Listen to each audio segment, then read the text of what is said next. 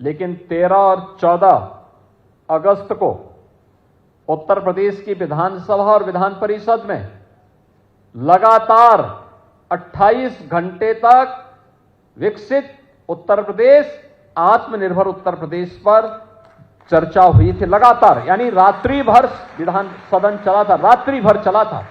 और ऐसा नहीं कि रात्रि में केवल 2-4 लोग रहे हों, नहीं, हर समय सामान्य दिनों में आप देखते होंगे जब सदन चलता है तो 403 में से 300-250 इस प्रकार के लोग रहते होंगे, जबकि उस समय सामान्यतः 11 बजे से लेकर 5-6 बजे तक ही सदन चलता है।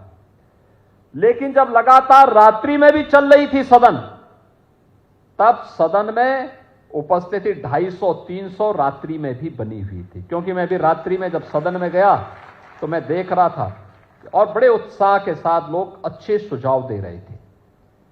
कैसे बनेगा उत्तर प्रदेश विकसित, आत्मनिर्भर कैसे बनेगा, इन सब पर व्यापक चर्चा हुई थी। और अब इस चर्चा को लेकर के हमने 300 से अधिक बुद्धिजीवियों को फील्ड में भेजा है, जो अकादमिक संस्थाओं के माध्यम से समाज के अलग अलग तबके के नागरिकों के साथ संवाद बना रहे हैं, युवाओं के साथ, अधिवक्ताओं के साथ, चिकित्सकों के साथ, महिलाओं के साथ, श्रमिकों के साथ, व्यवसायियों के साथ, समाज के जीवन से जुड़े हुए अलग अलग पक्षों को लेकर के। और ये प्रदेश भर में यह क्रम वर्तमान में चल रहा है। और उसी श्रृंखला में आज हम सब आपके बीच में गाजियाबाद में आए हैं। सेवा पखवाड़ा का जो विभिन्न प्रकार के कार्यक्रम है, उनमें से एक कार्यक्रम यह भी है, विकसित भारत, विकसित उत्तर प्रदेश। यानी भारत विकसित तब होगा जब उत्तर प्रदेश विकसित होगा।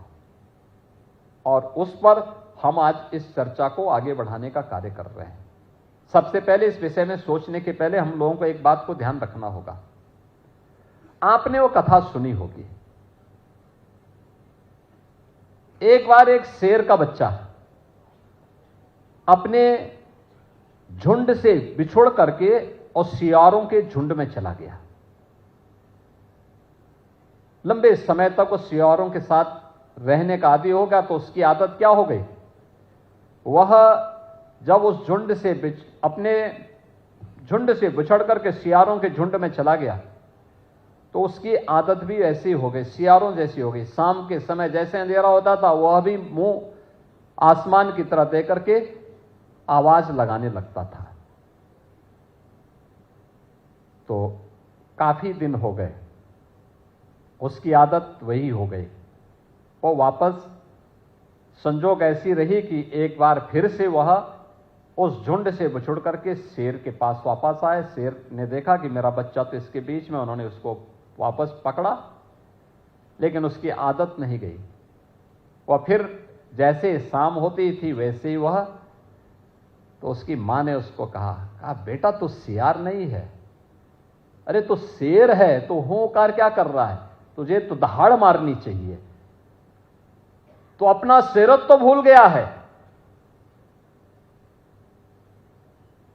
तो ये सब क्या कर रहा है, रोना गाना क्या है तेरा, तुझे तो दहाड़ मारनी चाहिए, तेरी दहाड़ से पूरे जंगल के अन्य जीवों में सुरक्षा का भाव पैदा हो जाएगा। और वही स्थिति कमोवेश हम भारतीयों की थी गुलामी के कालखंड में।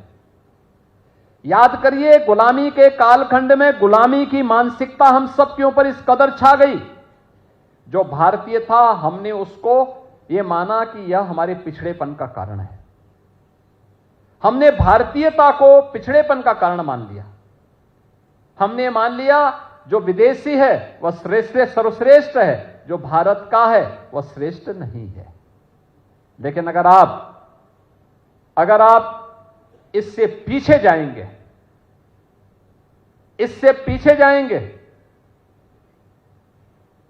आप दुनिया के मानचित्र को उठा करके देखिए, दुनिया के पिछले 400-500 वर्षों के आर्थिक प्रगति के इतिहास को उठा करके देखिए। आज से 400 वर्ष पहले भारत दुनिया की नंबर 1 की अर्थव्यवस्था हुआ करता था। नंबर 1 की अर्थव्यवस्था भारत दुनिया की, और ग्लोबल जीडीपी में भारत का जो योगदान होता था, दुनिया की अर्थव्यवस्था में भारत का जो हिस्सा होता था वह होता था 26%। याद करिए, 26% अकेले भारत का था, और भारत के बाद तब चीन का नंबर था, और बाकी अन्य देश अंधकार में जी रहे थे। ये सत्र यानी सन 1700 ईस्वी की मैं बात कर रहा हूं, उससे पहले भारत की स्थिति थी। और उसके 100 साल के बाद जैसे जैसे गुलामी की मानसिकता हावी होती गई, विदेशी आक्रांताओं का और विदेशी लुटेरों का भारत के अंदर जाल फैलता गया, और हमारी मानसिकता उनकी नकल करने जैसी हो गई। परिणाम क्या हुआ? अगले 100 वर्ष के अंदर 1800 ईस्वी में आते आते भारत की स्थिति हो गई, भारत नंबर 2 की अर्थव्यवस्था बन गया। यानी नंबर 1 से हम नंबर 2 पे गए, नंबर 1 पर चीन आ गया। लेकिन अगले 100 वर्ष में भारत की स्थिति, भारत का शेयर, यानी पहले 100 वर्ष में हम 26% से घट करके 16% रह गए, और 16 से घट करके 1947 में जब भारत आजाद होता है तो भारत का दुनिया में भारत की हिस्सेदारी मात्र 4% रह जाती है। 4%। भारत गुलामी की मानसिकता से इस कदर छाया हुआ था, हमें कुछ भी पता नहीं होता था। हमने उन शब्दों का चयन किया जो शब्द हमारे विकास की यात्रा में बाधक थे। हम लोगों को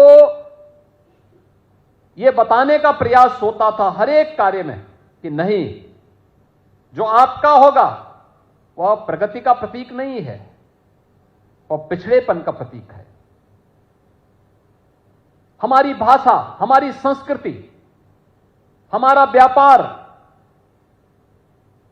हमारा अन्नदाता किसान, हमारा श्रमिक, हमारा युवा, भारत की नारी शक्ति, सभी प्रत्येक क्षेत्र में हमको हताश और निराश के उस भाव के माहौल में पूरे भारत को उसने इस आगोश में लिया कि कोई भी व्यक्ति ये मानता था कि जो भारत का है वह प्रगति का प्रतीक नहीं हो सकता, नहीं हो सकता। ये मान करके पूरे भारत को लांछित, अपमानित किया गया।